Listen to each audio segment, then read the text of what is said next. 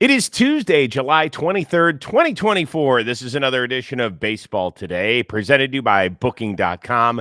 That is my man, Trevor Plouffe. I am Chris Rose, producer Dan, intern Tommy along for the ride as well. It is good to see you back, my friend. How is Cooperstown? I'm happy to be back. Thank you. It's beautiful to see you. Cooperstown was awesome. We talked about it. It was a last-minute decision for me to go as it was sandwiched between two work trips, but I'm just so happy that I went to be able to, spend time with the guys and celebrate Joe Mauer.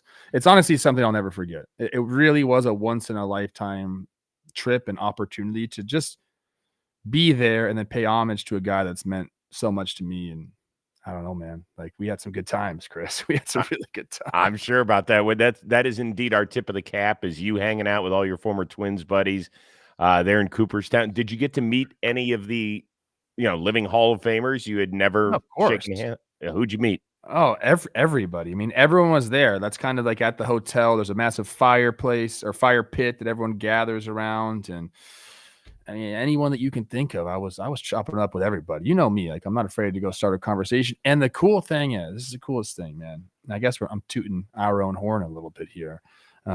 Whether it was some of the guys saying, "Hey, like, we love what you're doing, like, keep it up," like you're telling fans like how it is in baseball, or this is what I got more often.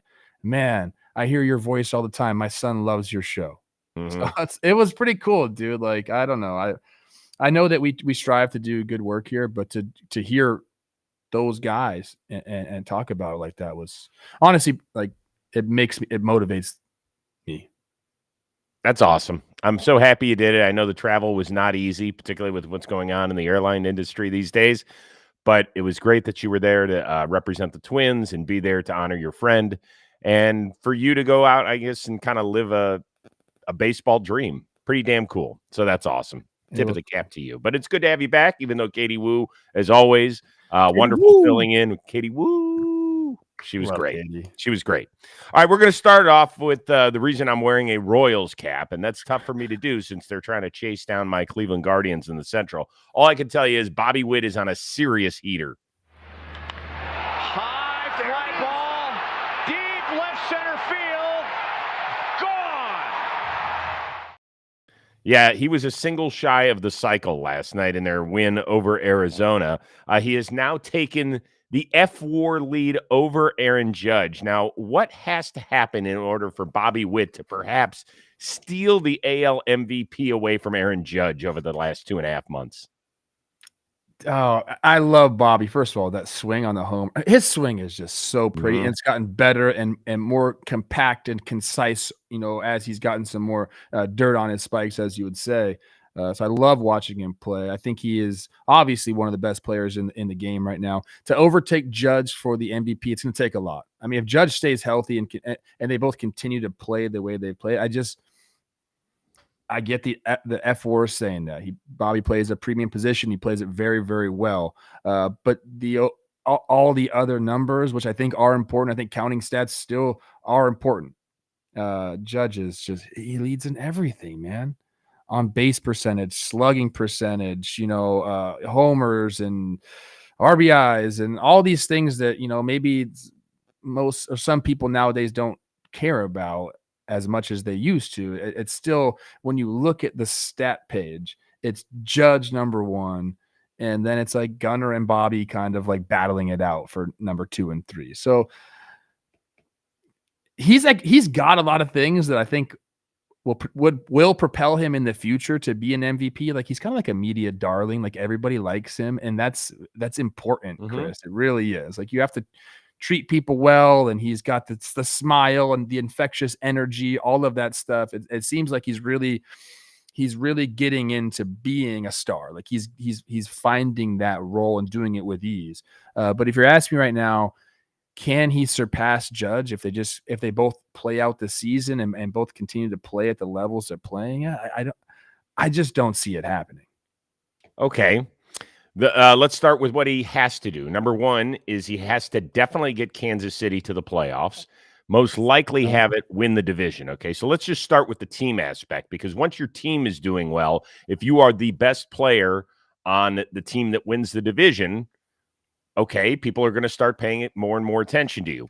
Then the other thing that has to happen is people have to, we talk about Ohtani fatigue all the time on this show. In recent years, we've talked about Mike Trout fatigue.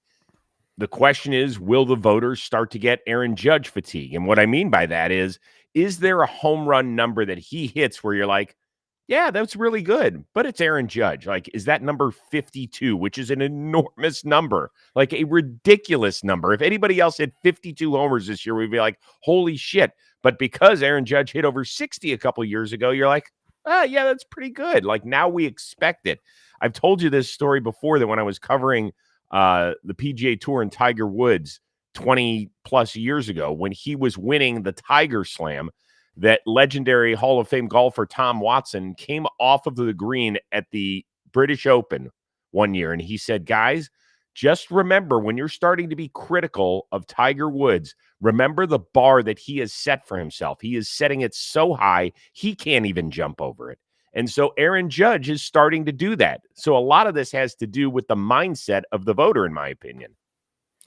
Yeah, I don't think that 50 number, to go back to your home run total, is still, I don't think we're fatigued from that because we don't see it. And I know Judge has done it, but how many other guys have done it in the last decade? Like 4? I don't even know what the number would be. It's very small. So he's got 35 homers now. I know. If he hits 50, I'll be actually disappointed. Right, exactly. I guess that's kind of my point. That's kind of my point. I know that, but everything else, like he's going to drive in 130 runs probably. It's overwhelming, and he still is playing the overwhelming majority of games in center field.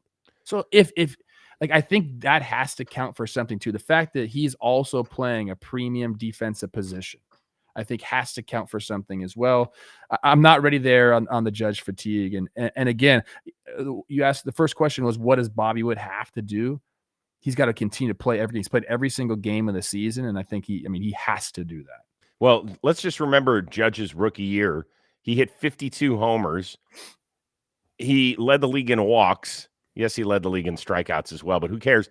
And Jose Altuve rolled in, took the MVP. I know that some of that has to do with the fact that he's 5'5.5" or whatever, and people look at that, and there's a human side to the voting, but I'm just saying it's all out there. I think Aaron 30 season would really help Bobby out. But he's going to get that. He's going to get the 30 stolen bases. I don't know if he's going to get the 30 homers. He's got 18 right now. I mean, I know it's very possible. But I don't think that's a given yet. Not a given, but it's very, very possible. By the way, we talked about the heater that he's on. 12 of 15 since the break. He's hitting almost 500 in the month of July. He has 4 straight 3-hit games. Only George Brett back in 1976 had more in a single season for the Royals. I hung out with George Brett. They're crazy, by the way. He is the best. He's the best. I didn't hang out with George Brett at all. I hung out with his kids. He's got 3 kids that were there, and they were fun. We developed a bond. Let me tell you something. George Brett did it right. I think he didn't get married until the very end of his career. So he was George Brett, the dude in Kansas City. And then, I'm serious. Okay, you don't care. So Bobby Witt had a chance to go for the cycle. He popped out, I think, in his last at bat. But the one before that, the Diamondbacks actually hit him with a pitch. And a lot of people, including Salvador Perez, who was in the dugout, was yelling back, saying stuff. Eventually, the Diamondbacks, Montero got hit by a pitch. Torey Lovullo came out and argued. He and Salvador Perez got into it. Lovullo got ejected. Here's the Diamondbacks manager after the game. I never said one thing to Salvador Perez. I love Salvador Perez. I think he's been an unbelievable major league player, and I'm a huge fan of his. I just wanted him to hear what I was going to say to Jordan. And what I said was, if you think in your right mind that I was going to ask our team or my team to hit the future of Major League Baseball, one of the best players in Major League Baseball, you're crazy. And you lost control of this situation, and you got it wrong. That's exactly what I said to Jordan Baker. And I wanted Salvi to hear that. I wanted him to take it back to their dugout to make sure that he understood that that's how I felt about the situation, and that's how I feel about Bobby Witt Jr. What do you think? I mean, about what? About Torey's answer? Because that's about as good as you can answer that question, or that's about as good a sound bite as you can have. That's something we've come to expect from Lovullo. That's why he's widely respected amongst the game. Because guess what, Chris? That's called feel, bro. That's called feel. And I've been, and I think the interview goes on and on about how he mentioned I could take it back to 1985 baseball, but I'm not going to do that. It's a more modern way of thinking about the game. And you know how I feel about people getting thrown at. I think it's the dumbest thing in all of baseball. There's very, very few instances where I'm like, okay, like I can see how it could be warranted. Very few. So I think he answered it perfectly. I think him bringing over Sal to listen to it, I think is great. And I don't care that Sal reacted the way that he reacted either, because I know I would have reacted the exact same way if I was on deck. Like, this is our franchise player. He's got a chance for the cycle. The energy in the stadium had to be insane. Then all of a sudden you get thrown out, not on purpose. That was not on purpose. But that's how you react, man. You got your boys back. So I think, as far as those two situations, that situation, I think they got it right.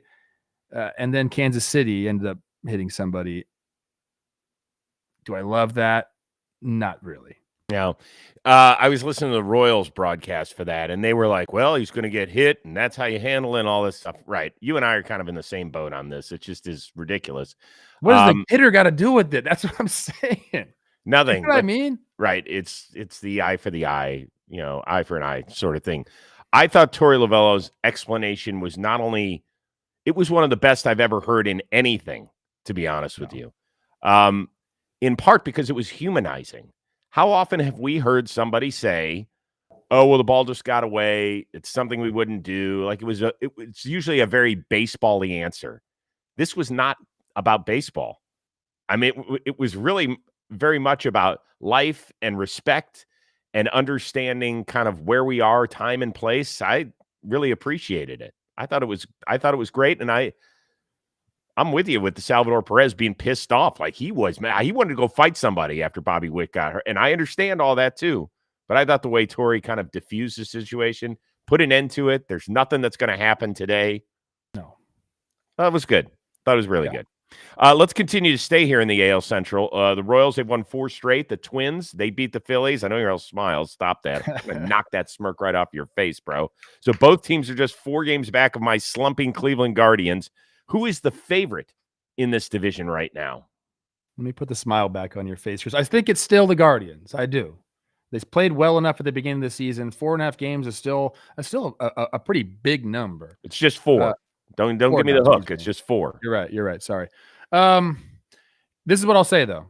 If I had to pick a team between Kansas City and the Twins, I'm picking the Twins. And I really don't think I'm biased. It is going to come down to, Chris, and we're right in that time. We're a week away from this. Who makes the move? Mm-hmm. Who makes the move? Because each of these teams is flawed in an area. These are not complete teams. They aren't. All 3 of them could use a starting pitcher. I think my Twins and your Guardians probably need it the most. But the Twins, I think offensively, they don't really need to add offensively. They've been one of the best hitting teams in baseball since the first 2 weeks of the season. Even now, the numbers all combined, I believe they have the 5th highest OPS in baseball. I think they look great, and Royce Lewis is probably going to be back on Friday. You put him in that lineup, I think they almost have too many guys that are playing good ball. So if they all make the same type of moves, Chris, and let's just say, like, I don't even know how that could happen, but if they came out and they all made a similar move, I think the Twins have the best chance of catching the Guardians. I still would say if the Guardians go get a starting pitcher, I know their offense has been, struggling a little bit. They haven't, been that team that they were. Like, for some reason, I just still think that they have the leg up in winning the division. But if there was somebody to come get them, I think the Twins, especially if they go make the move for a pitcher. By the way, I was all up in Derek Falvey's ear on this trip to Cooperstown about going and getting a pitcher. So I'm trying my best. I'm sure that'll be the swing vote right there. Good job. Yeah, he's like, oh, you don't think I'm looking for? Wait a second, hold on. You think we need a pitcher? Hey, but sometimes it's good to put it out there, just a little nudge. Yeah, emergency meeting, guys. Plouffe just totally honed in on something. So that was great. This is why we brought him in to be a game analyst. He has nailed it, folks. Hey, I'll be a special assistant before you know it. Yeah. Hey, I don't know if I answered your question. I think it's still. I still think. Excuse me, You did. I think Cleveland Okay. still is a favorite to win that division. I do. I think they just played good enough baseball to begin the season to withstand people. But they have to make moves, man. And it's coming down to. I can't believe, Chris. I know we're weak. We haven't seen like a major move yet. We'll talk about that later in the week, I imagine. Okay, so each of these three teams, I think, has a specific area that they are exceptional in. The Twins have far and away the best lineup. The Royals far and away have the best rotation. And the Guardians far and away have the best bullpen. The problem with the Guardians, they can't utilize that if they're not scoring runs and preventing runs early in the game. And their offense combined with a lack of consistency in their rotation, really they have two pitchers they've been relying on, two starters all year. That's Bobby and Lively. And that's not good enough. It's just not good enough. With Kansas City, their rotation has been borderline excellent. Excellent. They had two all-stars. They have a guy who's going to be fighting for the Cy Young Award in Seth Lugo. They have, Waka and Brady Singer have been very good. Marsh, decent fifth option. Fine. And offensively, they're okay. Bullpen, they need some arms back there. If they're serious about contending this year, they're going to have to make a move for some arms. That's why I'm going to call your Minnesota Twins. I know, they picked up one. They picked up one so far, but they're going to need more than that. Yes, I agree. This is why I think your Minnesota Twins are the team to beat. I really believe it. I think if they could keep Royce Lewis standing upright, I think they're the team to beat. I'm worried about my Guardians offensively and pitching-wise, and I'm worried that they're not going to pull the trigger. I just really am.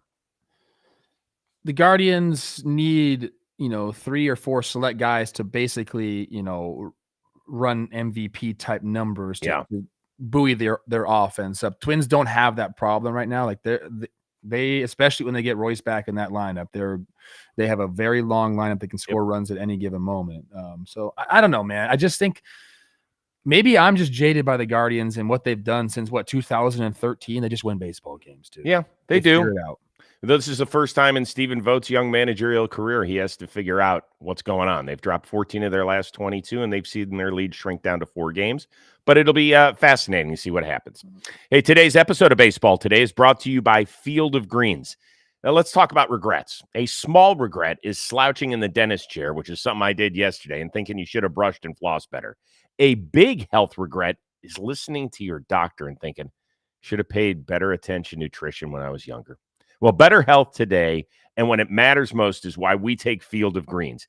Each fruit and vegetable is selected by doctors to support vital body functions like heart, liver, kidneys, metabolism, your immune system, all that stuff you don't even think about as a young person. You do at our age, though, and certainly at my age. And only Field of Greens is backed by a better health promise. At your next checkup, your doctor will notice your improved health, take a look at your numbers and say, damn, you're doing something all right. And if not, you're going to get your money back. Don't look back and say, I should have paid attention to nutrition when I was younger. Field of Greens, it is the key to better health today and when it matters most. And let's get you started with 15% off and free shipping. All you have to do is visit fieldofgreens.com. Use that promo code BASEBALL15. That's promo code BASEBALL and the numbers 1 and 5 at fieldofgreens.com. Tastes great. You'll feel better.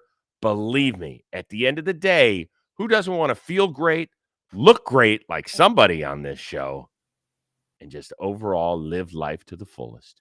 You do. Let's go out and do that today. Over to the National League, where the Cubs beat the Brewers, but they're still 9 back in the division and 3.5 out in the wild card chase. Before the game, Chicago's president Jed Hoyer said that unless the Cubs go on a big winning streak, they would primarily look to make trades that help them in 2025 and beyond. Do you agree with that thought process, or is it flawed? It's tough because usually my first thought process is like, what are the guys in the clubhouse going to think about hearing something like that? And you're like, we're not that far out. I know there's teams in front of us in the wild card, but we assembled this team to win this year. We didn't assemble this team to win down the road. Like, we still have a chance. Let's go. Now, from the outsider's perspective, then you can look at, hey, you got a bunch of teams in between you in those 3.5 games in the wild card. So I think my overall thought process on this is they can't blow this team up, and I don't think they have sights on blowing this team up. They have a bunch of guys that are locked up. By and large, they have like their core kind of there. So can you do both, Chris? Can you sell a little bit here to make you better for next year and still compete? Like maybe, but like some of the pieces that you'd want to get rid of. I mean, you're talking about trading like a Jamison Tyone. He's been absolutely balling out for them. If you lose one of your best starting pitchers, like what does that do to your clubhouse? Like that's so like I get where if you're the GM and you're like, hey man, like we have an 8% chance to make the playoffs. So let's really think about this logically. Let's go these guys that we're not going to have next year, whether they're rentals, let's go try to get something for them. I understand that they have to have that thought process. But I think if you moved a guy like Jamison Taillon, you're giving up on the season. So if you're going to give up on the season, then like kind of give up on the season. If they're going to do it, then you just have to get rid of. I mean, try to get rid of a Cody Bellinger, and kind of go a little bit more full bore than just. I guess what I'm trying to say is I don't think you can thread the needle if you're the Cubs. I don't think you can say let's trade these guys off and still compete this year. You have to pick a lane. That's how I think about these things. So, but are they picking the wrong lane if they do become sellers? I do believe that they are picking the wrong lane. I mean, this is a team that sells out every freaking day, and they have support from their fan base, almost whether they're good or not. But like you should reward the fans, and you put together this roster, and you brought this manager over, and you can go on a run. How many times have we seen teams do this, Chris? We're seeing Kansas City do it right now.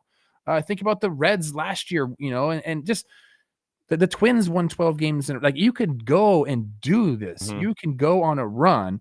And again, like what are you going to gain for 2025, 2026? I don't know. I think Jamison Tyone would bring back a decent haul. But maybe I think about it as a player too much, Chris. I think they are picking the wrong lane. I would still try to compete this year. I think you owe it to the players and the fans.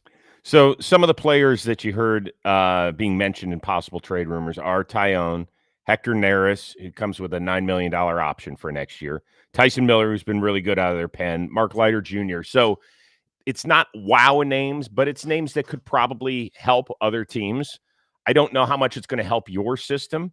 And when I think about the Cubs for 2025 and beyond, I look at their farm system where they've got 7 of the top 85 prospects, according to MLB.com, 5 of whom they say will be here by next year. Like could contribute. That doesn't mean that they're all going to be stars. It doesn't even mean they're all going to be starters, contributors, or heck, even make the major leagues. But it does mean that people value what is in their farm system right now, and that includes the Chicago Cubs. This has been one of the more disappointing teams for me, and particularly offensively, where last year they were top 6 in runs. This year they're bottom 6. I think they've given a lot of leash to this lineup and say, go get them. Like, we've paid some guys. We expect things out of you. And it's been a poor performance. So as far as saying you might be letting down the guys in the clubhouse, while I understand what you're saying, the guys have let down the guys in the clubhouse.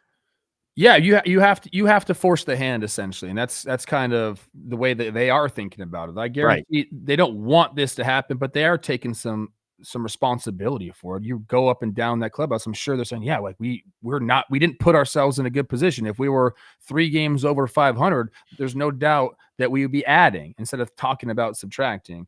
But I still think it's a full season, bro. We still have how many games left? 70 games left, something like that.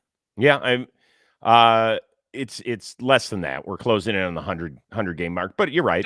So 2025 and beyond, whatever they're giving up this year, it's not going to help in 2025. It's going to be 27, 26, 27. You know what I mean? So yeah, that's what it feels like. And on top of that, I would say go for it.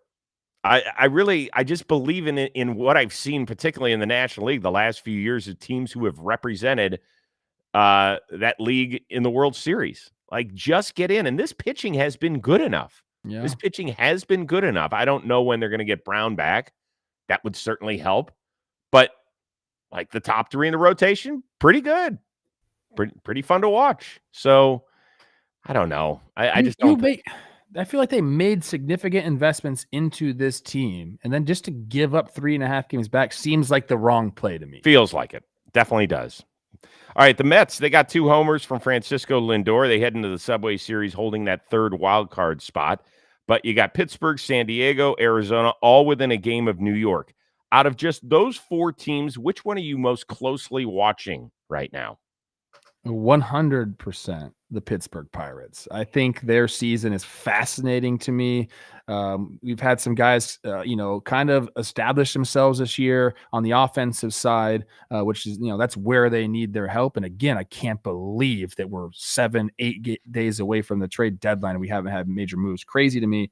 But they have decisions to make, which I think is interesting, Chris. Obviously, I think Bailey Falter is coming back soon, and Jared Jones is going to be back like sometime, early August. That's what they're talking about. So you have this pitching that we always talk about. You get into a playoff series with the Pittsburgh Pirates, and you can go Keller, Skeens, Jones, Falter, like that's a pretty dang good rotation. If you add, and then you have some dynamic players that can carry a team offensively, and then you add to that, like I think this can be a very compelling team. But the reason I'm watching them closer than San Diego and Arizona and the Mets is because of the schedule. I don't know if you've seen who they're playing come up. It's the teams in front of them. They've got a lot of interest. We talked about this on yesterday's show. 13 of their next 14 series are against teams that are fighting for a playoff spot. Yes. And the one that isn't, I mean, they're still in it, but I'm talking about a little more distance. This is the Texas Rangers. They're playing against Arizona and San Diego, I believe 12 times in the next calendar month. Like that's awesome. That's how you separate yourself. That's how you create distance. That's how you become, the wild card team. You got to go win those games. It's very clear now, the teams that you have to beat at this point in the season, you can start schedule watching. You can start saying, we got to go take the series. This means this is what it means. Because you want to control your own destiny, Chris. You don't want to wait till the end of the season and say, well, shoot, I hope they lose and we got to win today. Like, no, it's right in front of you.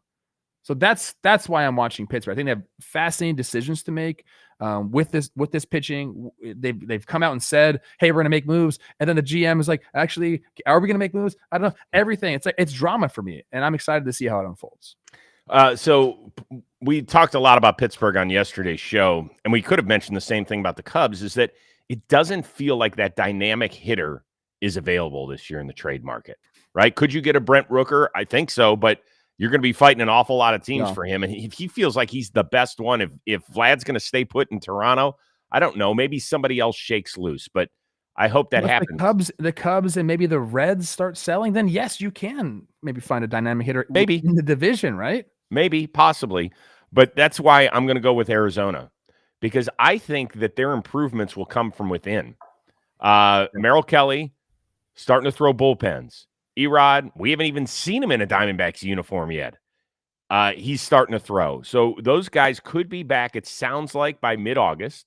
So essentially, those are trade deadline pickups to improve a team. Don't say that. I don't like when people say that. No, but they are. I mean, really, if you think about it, like, right, we haven't had guys. Merrill Kelly, they had very, very little this year. And Erod, they haven't seen him yet. So that kind of like be the Cubs coming into the season saying we upgraded our offense when you brought back Cody Bellinger. It's like, you didn't upgrade your offense. You have the same offense. I agree. But with Erod, it truly Erod hasn't pitched this year, yeah. And then Jordan Montgomery is going to start tonight against Kansas City. And I am hoping for his sake that it's like a clean slate. Like even though he was very good in St. Louis last year, when he got to Texas, he was like a different animal after the trade deadline. So let's see if this kind of reinvigorates him.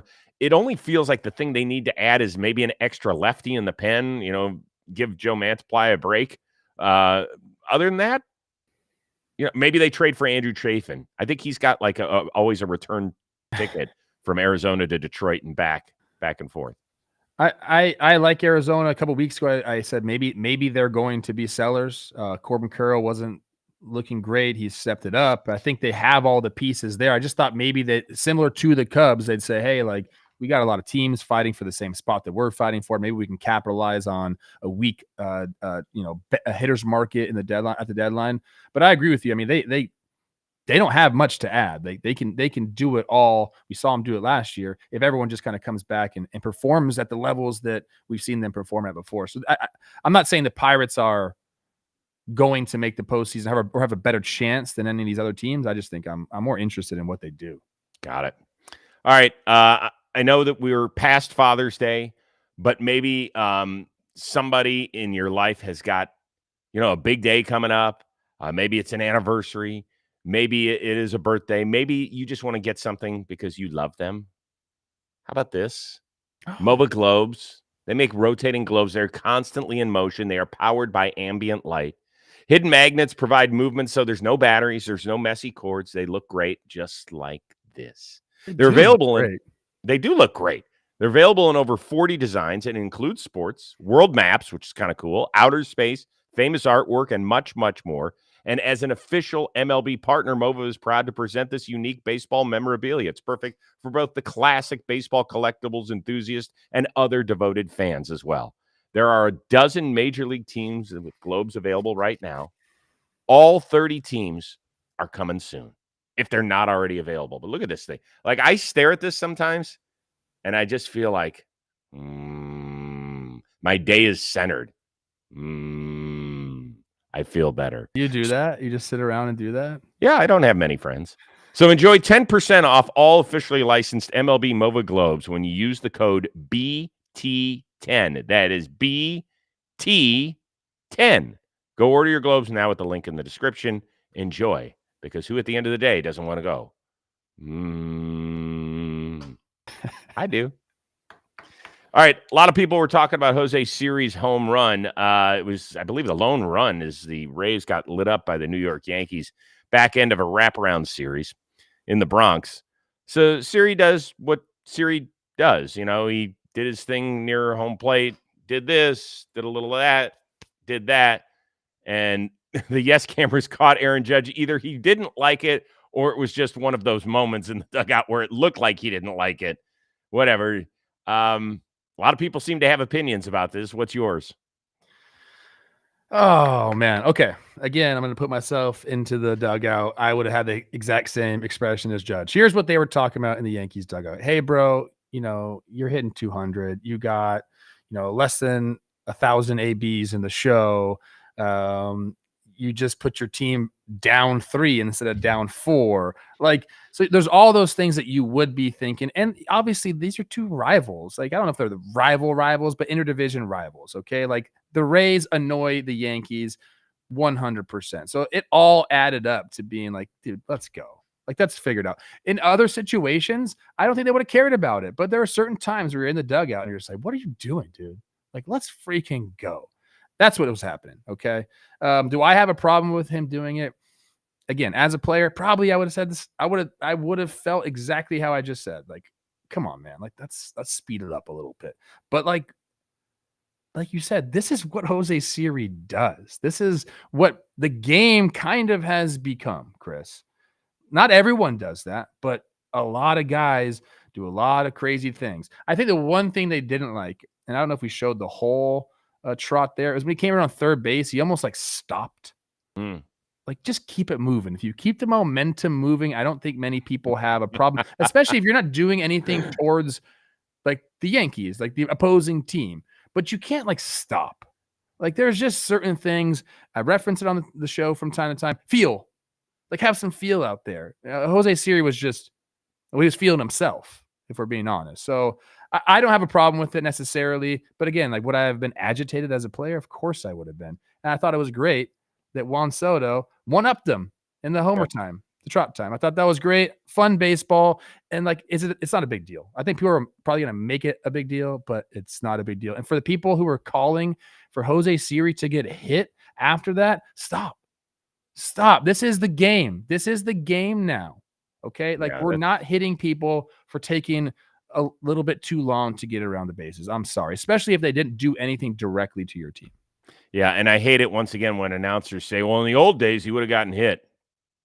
Ain't the old days. It ain't the old days. Thank God we made progress. Thank God we've made progress. I just think, I wonder how his teammates feel.